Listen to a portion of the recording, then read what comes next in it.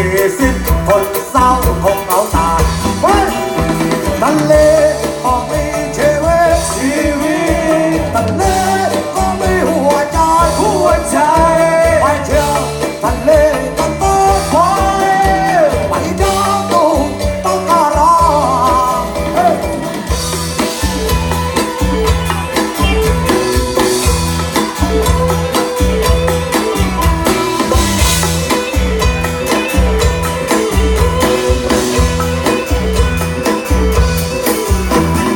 ลงทะเลพัดความเศร้ามาเยือน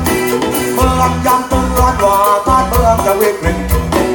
ตายทะเลตกลงตายล่าชีวิตเพราะคนผิดคนทำลายนะชายฝั่งจากทะเลไทยคงเป็นทะเลเติมทะเลโดยแนวรั้วปะการังโลกทะเลจับได้โดยไม่น่าช้าโลกมนุษย์ก็จะยังคงน่าอยู่ทะเลก็มีชีวิตทะเลก็มีหัวใจไปเที่ยวขับเบ้กันบ้านน้ำดูปากการัง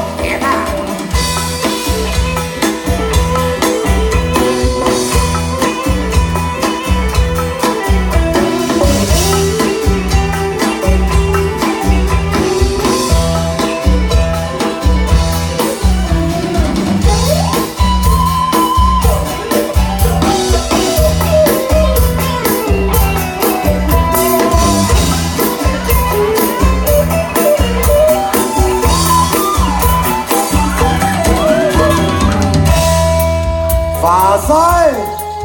แดดก็สวยคนก็งามงานเลี้ยงวันนี้ขอให้ทุกคนมีแต่ความสุขพี่น้อง